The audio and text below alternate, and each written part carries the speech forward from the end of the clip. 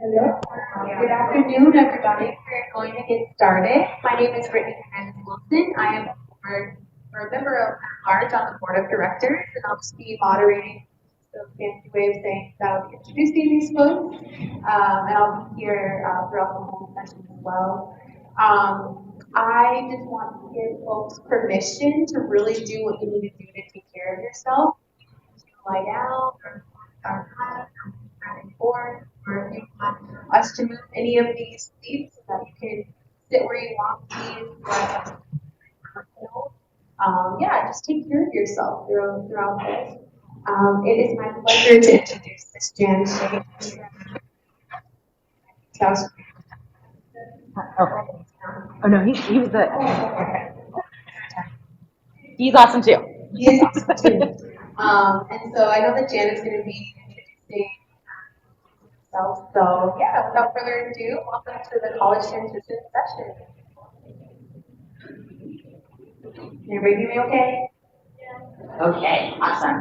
So let's jump into it. So I'm Jan Shea. I'm going to talk to you guys about what happens after high school. What comes next? So we're going to talk about a little bit about employment. We're going to talk a little bit about other options, and then we're going to talk about college. I like to talk in college, so that's where I'm going to stay. So I'll speak through some of the other stuff. Jan, I'm a mother. So I'm a mother of a 6-year-old and an AMC angel. My daughter is named Shea, and I'm a wife and a friend, an advocate, and I want to get help and be part. I'm a Hoosier. I don't always claim that, but since I'm so close to Ohio, I felt like I needed to. I now live in Virginia, currently right in Virginia, and I love to have a board down there, and then I'm also a program coordinator for an inclusive post-secondary education program called ACE in College. So I'm intellectual disability attending at a 4-year university. They do a 2-year certificate program. I'm very passionate about transition, passionate about what's right for you. So jump into there. So I see some people in college. Do I have anybody that are going to start college in the fall? Do I have anybody that are loved ones in college talking about this conversation? Love. These are writers that talk about it like in their term as a PT, or they're talking about it, either as an education provider. And providers? Yeah, all right. So here's a little something here for everybody. Except for my husband, we're not going to. So here's the plan today. I'm going to talk to you a little bit about vocational rehabilitation services. We're going to talk a little bit about post-high school expectations, work support, college versus high school. Then we're going to talk about the college accommodations and some overall resources. Like I said, I really want to dive into the college stuff, so that's some of the other things, but I want to make you guys a little clearer as well. So, in 2023, there were 7.3 million students between the ages of 3 and 21 in public education. That means they're going to be in public education at some point, and that's where we want to talk. I got my notes. So roughly 15% of students in public education under IDEA will eventually be transitioning out of high school into what comes next. I want to find out what that's like into what comes next in college. They're going to be living on their own, and they're going to be doing all the transition services. When my daughter was born, someone gave me that advice that you're not raising a child, you're raising an adult. So for the parents in the room, for the students in the room, for the young adults in the room, your parents have raised you to be adults. For the parents in the room, you are raising an adult, not a child. So think about that at every stage of life. How are you going to raise an adult? And we're really excited to see what comes next with that. So one of the first things I wanted to just touch base on briefly was vocational rehabilitation services. Every state has one. Every state's names a little differently. But they have 3 main components where they talk about career counseling. They do that career exploration. And then they talk about competitive integrated employment. They're going to look at how do we find a job that has benefits, that has weight, that has with peers, with disabilities, without disabilities, have room for advancement. What do those things look like, and how do you get connected to them? Vocational rehabilitation or voc rehab or VR those services and those counselors are going to work with you to find what those things look like. And they start early. And so that's where my plug comes in, is because of PREACT. This came out of the WIOA, the Workforce Innovation Opportunities Act. There's funding so they can work in the school systems. So is anyone here already connected to the PREACT? They heard of PREACT?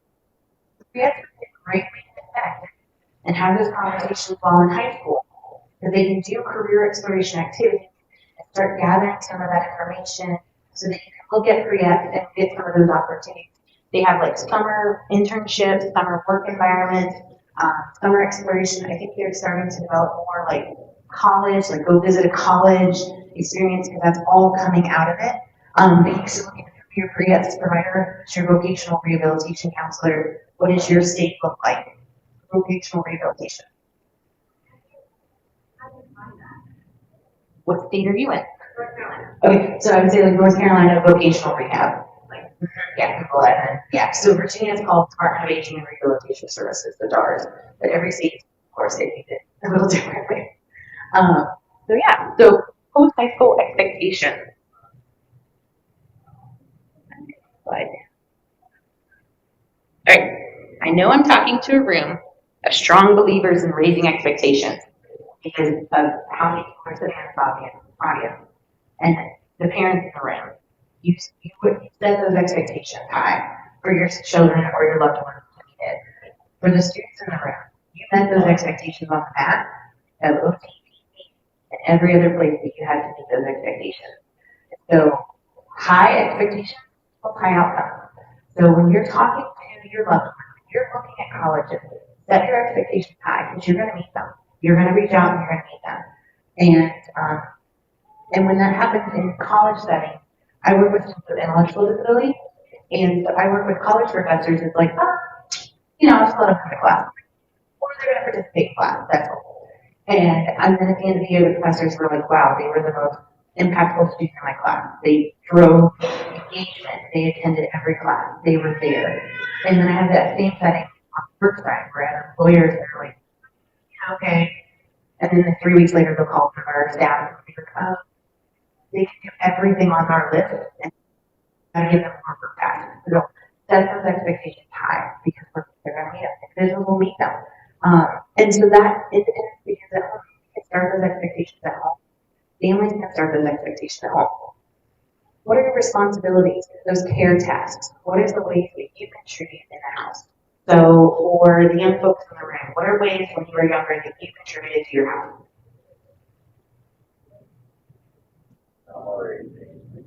Okay, got some paying rent. That went straight with hard stuff. Okay.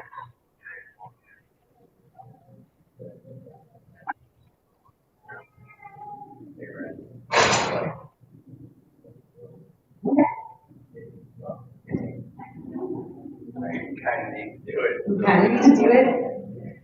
You're like, I like the lights on. I like the water. Okay.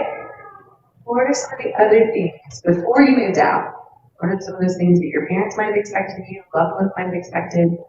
What are those ways to start practicing those independent living skills? Say it again. Becoming more independent. Brushing your teeth. Okay. Doing some brushing your teeth, yeah. One easy way for like a middle schooler working on those skills is giving them tools they can navigate how to get to this location for me. To practice those navigation skills early. Practice those navigation skills and get out there and say, we're going to get lost today and you're going to get there. So you find those creative ways. Like, okay, your job might be you just put, different chores in the house. How chore if you find it? You set those expectations up so you can start that conversation. And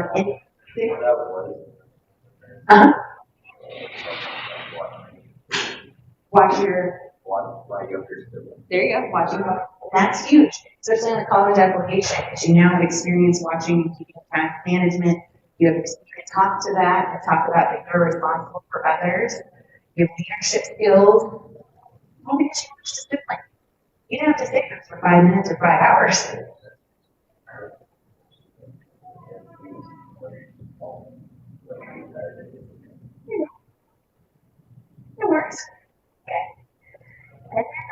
risks. Does everybody in here have you all heard the term dignity of risk? Giving somebody the opportunity to make an informed choice and have that chance to have a risk. Because everybody's going to make a mistake and everybody's going to fail at something. I fail at stuff daily. But failing at something is an opportunity to learn from it. And so having that opportunity to have that dignity of risk is crucial, because then as you're starting to transition out of high school, if you haven't failed, if you haven't had a chance to fail or had a chance to succeed on your own, you don't know what to do with yourself. So having to have informed choices and make a thing. Go from there. So does anybody have examples, parents, teaching parents, loved ones, examples of dignity of risk that you've done for your loved ones? Allowing them to make mistakes. What's a mistake you let them make or not make? Choosing their friend group. Yeah, and having conversations about that. Because that will then that turns into who you're going to have for roommates and all the other possibilities later in life. So yeah. Any other dignity of risk?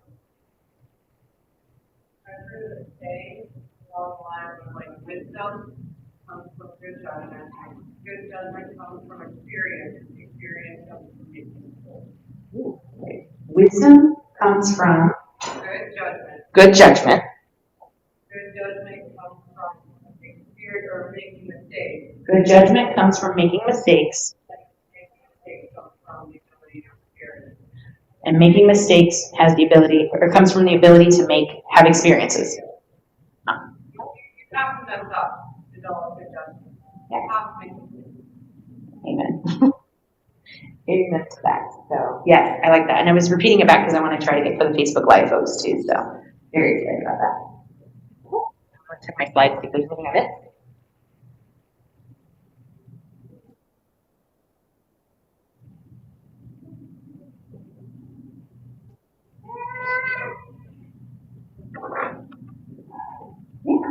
So when we think of post-high school outcomes, we look at three main areas. Employment.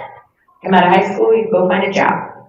We look at college, university, trades, certificate programs. You go into some form of higher education. Or you look at the military. Those are the three main pathways out of high school. What comes next? For today, I'm really going to focus on the employment and college and higher education and kind of go from there. Has anybody ever heard of the Employment First Initiative? Employment First Initiative. So this is a national initiative to get employment first across all legislation related to meaningful employment, fair wages, and career advancement for individuals with disabilities. There is a community or employment first effort in virtually every state.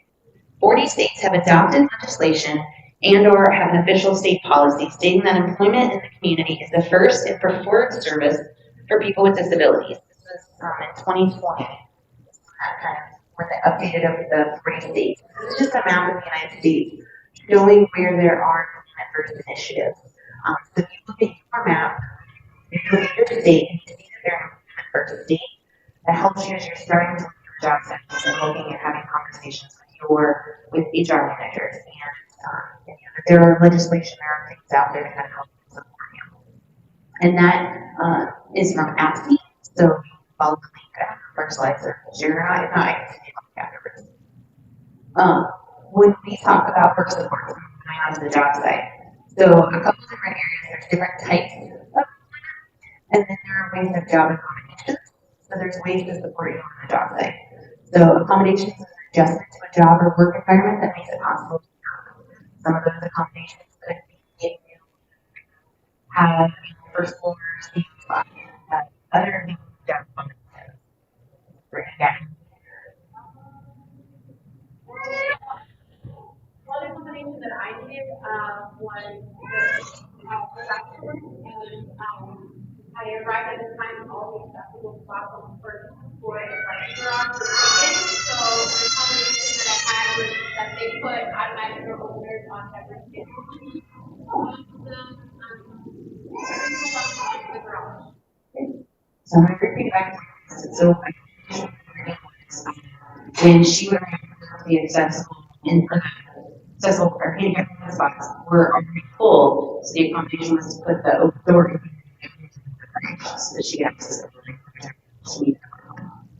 It's great. Additional breaks sometimes can be a accommodation on the work site. A really good resource. It's not English, it's a job but it's an online resource that talks about job accommodations and discipline issues. So you can those things like get some ideas from places, they have put in some information, tell you what are some things. So, and then breaking it down, there's really 3 types of things. So supporting is a job coach is supporting you to obtain and maintain a job that already exists. So that is with working with you, job coaches with you one-on-one. And a lot of times that situations or rehabilitation, your organization can support that. Customized employment is a team approach where you develop customized jobs for individuals with complex needs and needs. So we're going in and actually recreating the job, things that we're able to bring we need to customize the track rehab. Adult day programs are other options, not necessarily supports, but non-residential facility that supports daily living needs. There's pros and cons to these things. They but station, but they have options. So I just want to there's options. Other adult options of getting into your community. Yes.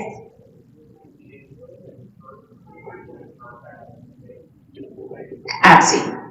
Look, so AMCSI is in every state, and so connecting with your AMCSI, and they'll kind of their website will direct you down from there. Yep. So other adult options, community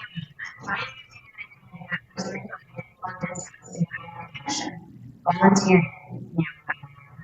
Yes, he has gotten social media, ways to volunteer so that they can get connected into the field early. And finding these close organizations, like, did you like organizations are is anybody gamers, okay. Those organizations they find thinking, find interest. Supporting independent living, looking at opportunities where you can live independently. That independent living is different from person. Independent living is like living in a group. It might be like living in a might be like living when you're big, but very space. So every which way it's finding for you. So stop talking for country. Stop talking. In Virginia, in Virginia, there's an initiative to videos of individuals with disabilities succeeding in success. That's big mountain. We want to see stories of individuals succeeding in independent living, college, employment, and then post-secondary education, so more like a vocational training program.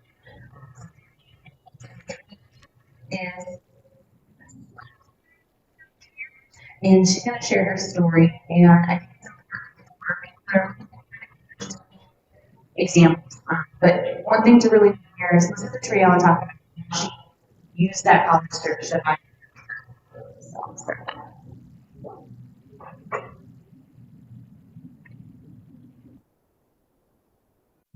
I was like, wow, I just have so much ahead of me. Like my whole life's ahead of me. This is my first step that I'm taking towards my future, towards what I want to do with my life. It was just so exhilarating. So my name is Trelia Ely. I'm from Franklin, Virginia. I went to Southampton High School, and while in high school, I did dual enrollment with Paul D. Camp Community College, and now I'm currently a student at Old Dominion University. My high school experience was overall good. I was definitely really involved as much as possible. I kind of felt like I had to be, just to kind of get as much out of high school as possible. I knew I wanted to go to college, but I was a little concerned with like how everything would look with me having a disability and being visually impaired and things like that. I didn't really have any other friends or knew of anybody personally that, had a disability or even had a disability and was attending college until I was part of the I'm Determined program. I went to the first summit and I saw all of the youth leaders with disabilities and people like me and participants. And I kind of feel like that's what made me feel like I could do it too.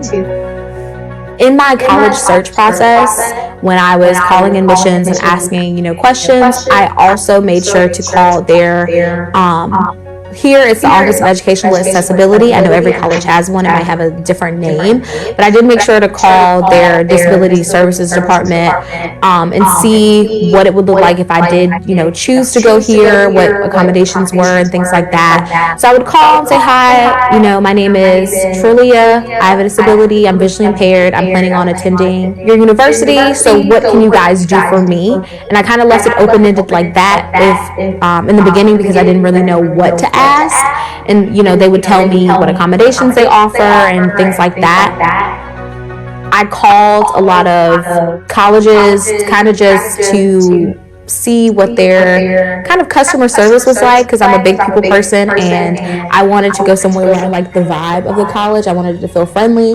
I also, made lists of what I looked for. So I did not want community bathrooms. That was something that I didn't realize to consider, but I'm glad I did. Also, like how big the campus was. I didn't want a campus that was too big. I didn't want one that was too far from home. So it's kind of just critiquing those little things to make sure they fit my preferences. Once I figured out, all those little details, I then was like, okay, which colleges have these things? So instead of making me fit the college, I did it in a way that made sure the college was the best fit for me.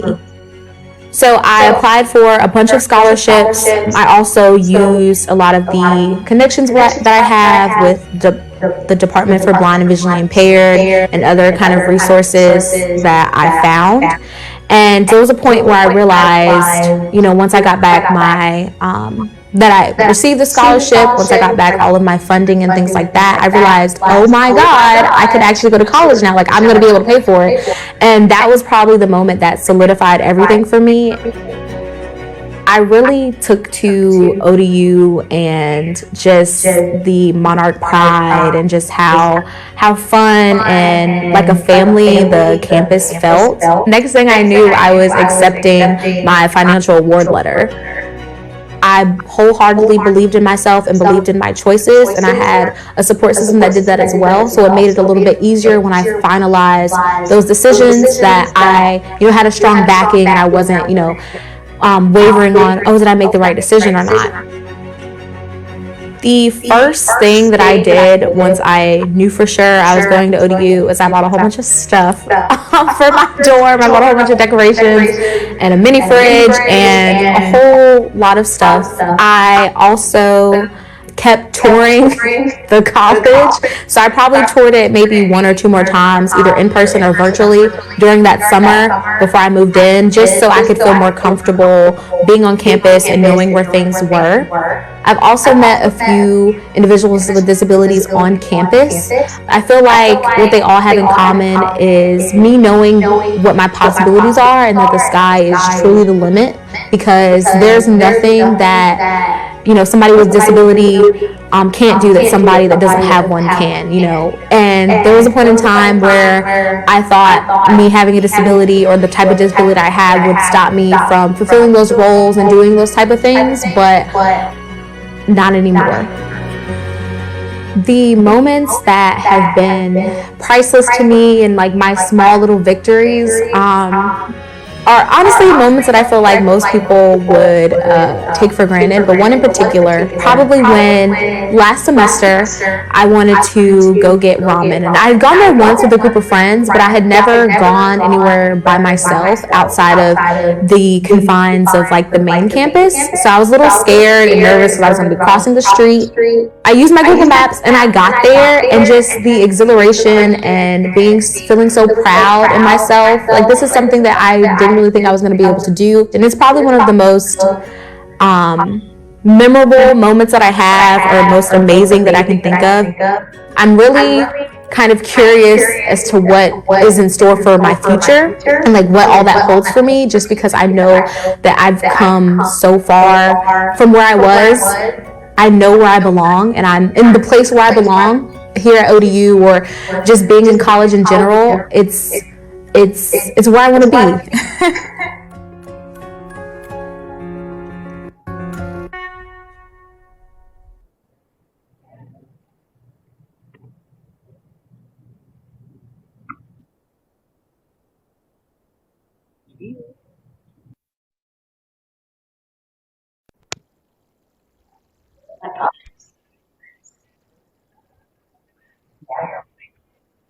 Okay, so first question, and you can shout out the answer.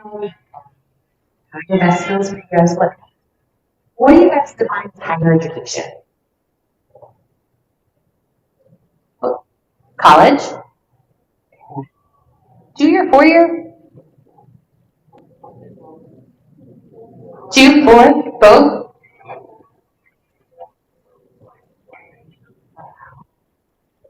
So both community college and public college, 4-year college is higher education. So don't let anybody tell you if you're just doing community college. Cool, yes, you're doing community college, you're doing higher education. And sometimes you might start in community college, you'll finish up community college, have your 2-year, your associates, and you'll decide, I'm gonna keep going, and I'm gonna go get my 4-year, I'm gonna go get a bachelor's. So community college is higher education, 4-year college is higher education. What else is higher education? Certificate courses, yes, career technical education, trade schools, exactly. Internships, yeah, moving into more competitive internships. You're still learning, you're still going. So, what higher education looks like for you is what it's going to look like for you. Okay. What makes successful transition outcomes? High expectations, okay? You're listening, I like it. Okay? So believing in yourselves. Students that make more successful transition when they start to believe in themselves.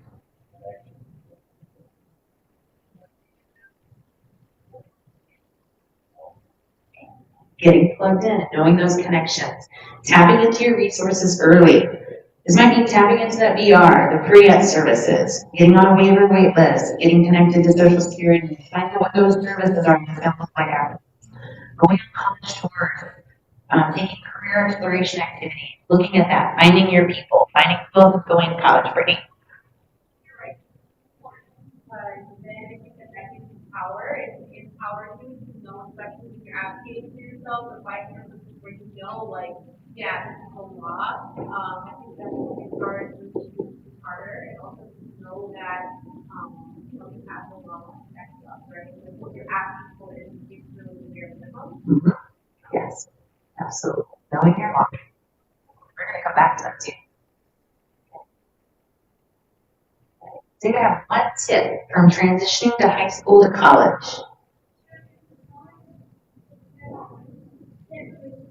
Yep.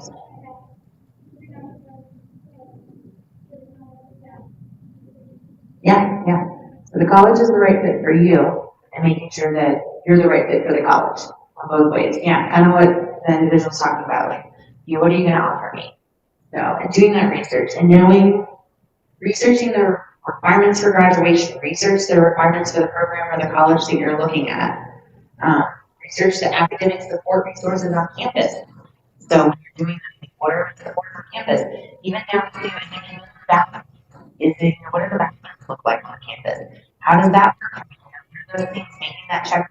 What I have to have. And then asking the question. What are some other tips? Anybody? Oh, come back. Knowing it's possible. Finding your friend group.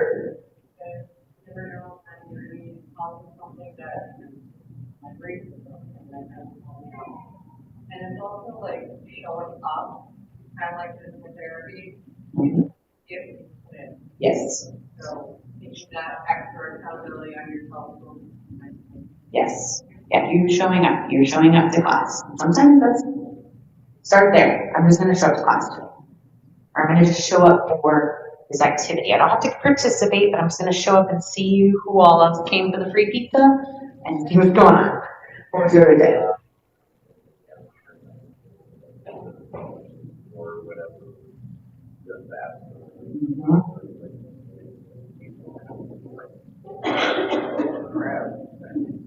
Yeah, knowing your FAFSA, knowing those financial aid requirements and getting that stuff in early.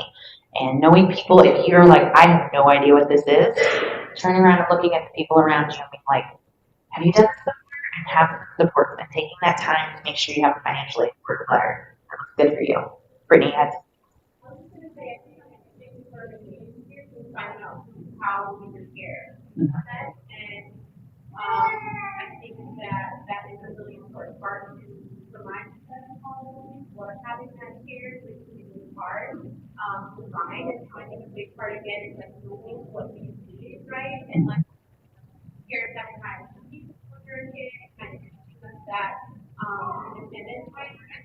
So because that will help you so much our traditioning. And when you need to ask for care, and you oftentimes here we want to have the kind of train that are helping us, especially if our parents or upstairs for us, right? That's important to our bodies, right? So I think like developing things, right? Understand your body, mind, that is important. So knowing what your body needs and how to train those around you, be it a care attendant, be it those around you, those support people on college campuses, and how to educate them and train them for that. So, yeah. Well, my daughter, when she went through the counselor at college, and it's a really good resource. Yes. So especially wanted to give her fun. Yes. Yes, absolutely. So knowing those accommodations, which is a good segue into that. Thank you. Can I ask a question about that? Yeah. Thank you for sharing your story and your daughter. So colleges, you know, you say those colleges, they have people like, I know like in schools and stuff, they have PTs and OTs, people that are specialists that can help. Or when you get to college, I don't know, does that carry on, or then college kind of picks it up on their own and they do it how they want to do it? And are there any resources for like, well, colleges are great at it, or like, or you know, have you learned? That's a multi-pronged answer, yes. So, churches do have, like what you're talking about, a few of those disability support services. Yeah. What that looks like between high school and college is very different. We're going to jump into that slide. Okay, 2 slides on. So, we're going to keep coming back to your questions. So, yeah. Thank you for my gentleman. Okay. Okay, so, perfect segue into this. So, in high school, you had IDA, you had different loans that regulated what services the school had to give you. In college, that looks very different. It's very, it's up to you. To kind of Brittany's point, you're in the driver's seat very much. You are the one that is initiating those services. It is your choice whether or not to ask for those services on the college campus.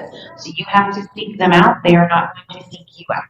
So when you are looking at a college, you want to look at, they have lots of different campuses, but disability support services is kind of the generic overarching. So when you're looking at a university, look at disability support services and ODU, disability support services and Madison University. Look at those things, and it's going to take you to that office. They're going to talk about what accommodations they offer and what that looks like and how to get plugged into their staff.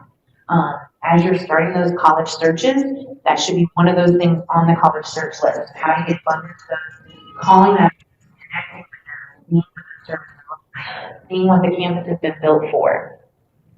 Another important part is that that's student-driven. So if you all remember, if you had 5, you had 19 meetings, you had a whole team of people through public education, through K through 12 that met with you, those meetings get really tiny. One you and one other person. Because you're in college, you're an adult, mom and dad, grandma, aunt, they're not going to scheduling these appointments, communication, is all going to be you. So, thinking about putting this in your seats. You're the main contact.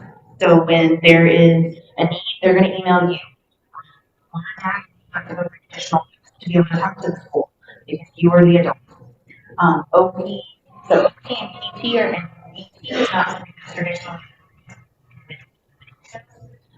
And so connecting to there, that's where those vocational rehabilitation services come in, connecting with them as to maybe do some PT evaluations, some additional services outside the school, not necessarily the PTOT side. So that's if you're doing your insurance provider. So, talking about those individual accommodations. So I'm going to give you a slide about individual accommodations and then about college support. So these are just some standard individual accommodations that you would get. So what that would look like is you go to the school that you want to go to, you have a plan. You then go and connect with the Disability Support Services office. Once you connect to that office, they're going to have you provide documentation. They're going to read that documentation, and then they're going to look at what accommodations are most available and suited for you. And then they're going to have a meeting with you to talk about that. And that's your chance to advocate for what's working for you, what's not working for you. And you might get something like extended time. Extended time is just an additional time on the test. So if you have a test that the professor is allotted an hour and a half on, you might have extended time to make it a 3-hour test. Having a private, quiet testing area. A lot of universities utilize a testing center. You are now responsible for scheduling that time at the testing center, for showing up for that time at the testing center, and coordinating with that professor to let them know that you're going to be using the testing center. A note taker. Note taking is like a very common accommodation, but they are also moving away from it a little bit because there is a lot of great software that's coming out that acts as a note taker in some regards. Some universities use programs like Glean, every university has one that they like. But you can get assigned a note taker. So it's another student in the class who's taking notes and you get a copy of them. You can also get the professor's notes or the slides ahead of time. Those are another accommodation. Assistive technology, so that would be the 18 that is endorsed at the college level. So sometimes that might be what is called like a live scribe pen. That might be some of the type that the university has purchased. Again, universities are moving a little further away from the 18 side of providing 18, mostly because by the time you get it all, there's already an update or you've never used it. So they're moving further away and finding more web-based services. Priority meeting or changing a class location. So you can let the professor know, like, hey, so they can reserve a spot for them if needed. And then alternative housing arrangements. So back to kind of Brittany's point, what works for you? What are those needs for you to have housing if you're going to live on campus? And having those conversations. And the grandmother made the point of getting more accommodations than needed. So sometimes that happens, and it's okay to tell your professor, I don't need that. Like, don't single me out. I don't need that. Like, thank you, but no thank you. What works for you? And the great thing about accommodation letter from your school is that at any time you go back to those counselors and say, I want to change this. I need to update this. I need to move something. I need to change this. It's a living document. It's always going to be available for changing. The other side that's great about it is that you're the one that's going to communicate with that professor or not. So the professor's not going, it's a great thing, not a great thing, depending on how you look at it. Professors are not going to utilize your accommodations unless you go up to them and say, hi, I'd like to introduce myself. Here are my accommodations. Here's how I work best. This is what helps me in the classroom. So, and this is something, college accommodations, I like to say, as a college support. So as you're starting those college searches, looking at what is the range that as your university has those rights, something anybody in the college can tap into. What are tutoring availability? Is it something that's available as part of your fee and tuition to go get tutoring and for certain classes? That Disability Support Services office, like getting connected to them, getting connected to your academic advisors, introducing yourself, trying to get their support of understanding which is the right classrooms for you. Academic advisors are great to get into those classes. I just realized registration. So one of the best accommodations you can get is called priority registration. So what that means is that registration is up to you a little earlier than like May and student. And that comes in really handy for those classes that you're like, because of my parents, I cannot do 9 to 8 a.m. classes because I don't have attendance in common time. I really need an afternoon class to get you have registration so you can kind of register and get into the class. best for you. It's not for anyone. There's really no restrictions. Get your college money. Career services. Does your campus have career services? Start start these conversations with them so that you doesn't get services. Yeah, you all those vendors. Your tuition pays for your fees pays for your access. They will come to you, but they're so excited. Professor, they're going to talk to you. Use them. If it's a virtual, you can also ask your user, like, hey, could we do virtual on the side? Just they're getting into now is chat with you. It's not virtual. They want to teach. They want to be there. They're excited. Yep, we kind of jumped into these different things. This is like say the college searching test. So thinking about it now, documentation. So thinking about it now, we've finished 2 minutes left. Okay, talk as fast as we can. So start, know what your documentation is going to be. Start looking at colleges. You might be 4 years away from college. That doesn't mean you can't go and ask what are your documentation. Put all of them in a book so that that's one less thing you have to worry when you're moving into the dorm. Get to know them. Go to the DSS office. I have really good friends that work in the DSS office. They're really fun. They like to talk to people. That's their job. And they like to find what works best for you. So call them. If you go do a college tour, go visit their office. Put that on the list. And then if you can't, that should tell you a lot about the right fit both ways. Make connections. Looking around the room, knowing who else goes there. Do you have somebody in your community that's going on to that school? Start talking to them. See what they like.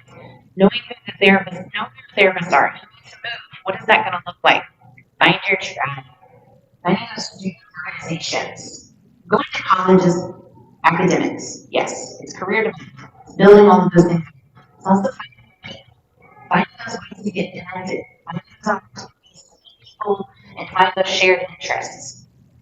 Campus tours is the best things you can do. You can do that. You don't have to go visit the campus if you're interested in it. Go start visiting campuses. Go check the campus. Go see how the signage is for it. But go experience of being on the college campus. There's really great opportunities to do that. Just those navigation skills. And also see, like, to be able to get from this side of the campus to the other side of the campus is a haul. I never classes too close together because I need that time to get across.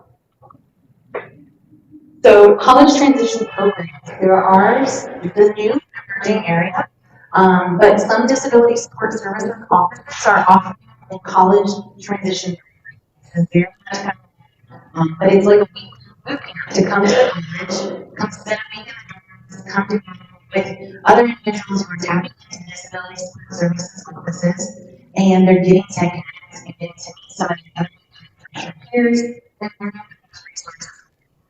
There are student engagement support businesses if you are first generation students of TRIO. A lot of TRIO for transition. Like, a lot of times you might in. So you're looking for programs that bridge in tap into. See what those like. Look at those transition programs. So as I said before, so this is my role. And